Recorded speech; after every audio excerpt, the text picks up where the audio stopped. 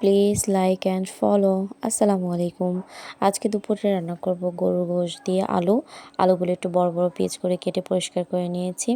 তো পাতিলে তেল গরম করে দিয়ে পেঁয়াজ কুচি, কাঁচামরিচ দিয়ে আদা বাটা, রসুন বাটা, জিরা বাটা, লবণ, হলুদের গুঁড়ো, মরিচের গুঁড়ো, দারচিনি, এলাচি সব কিছু দিয়ে মশলাটাকে ভালোভাবে একটু ভেজে নেব।